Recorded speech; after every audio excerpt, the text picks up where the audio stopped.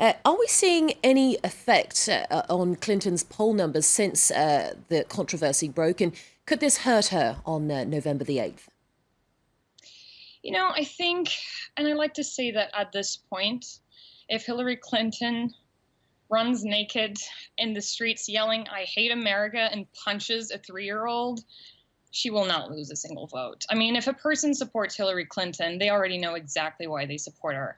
Furthermore, a typical Hillary supporter dislikes Donald Trump a lot more than he or she may dislike any email that she may or may not have sent.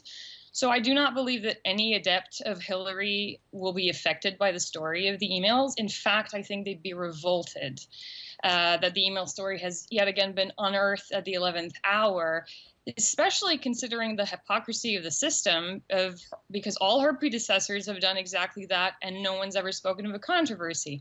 Really quickly, the Bush administration in 2007 illegally erased millions of emails that were sent by administration officials that were trying to impede a congressional investigation of the dismissal of 8 U.S. attorneys. I think nobody talked about that. Mitt Romney and his staff spent $100,000 to destroy administration emails in 2007. That's all on record. No one talked about that. We literally have an email from Colin Powell where he personally details his method of intentionally bypassing federal keeping, and nobody talked about that. So, I think it's just a little bit of a brouhaha, but in terms of affecting her supporters, no, I don't think so. Well, there are reports of the FBI director not wanting to reveal to the American public that Russian hackers were proven trying to influence the election due to concerns over it being too close to the election date. But he didn't have the same concerns when it came to making this new FBI probe public, did he? Well, I think the good word to use here to describe the behavior of the FBI Director James Comey is unprecedented. And yes, it is very unprecedented that the FBI comments on ongoing investigations, especially an investigation into a major party candidate.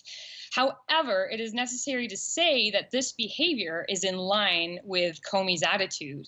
He's very sensitive about keeping the FBI politically independent, and he knows that any wrong decision would have him accused of engaging in partisan politics. And this is exactly why he's discussing FBI investigations in such an unusually open way. If you remember back in July, he said also in an unprecedented way that he thinks that no reasonable prosecutor would indict Clinton for sending classified information. He even testified before Congress to defend the independence of this investigation.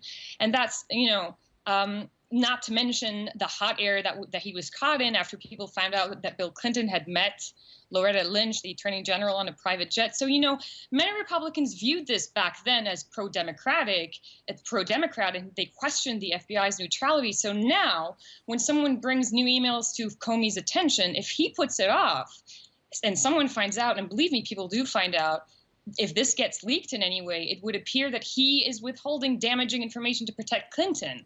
So he cannot run that risk because he has to keep his independence. And to do that, that means he must do his job. That's his prerogative and his priority, not politics. So just to say that it's very much in line with everything that he's been doing. Okay, Sarah, thank you very much once again for giving us your time here on France 24. That was Sarah El-Yafi, writer and US political commentator there.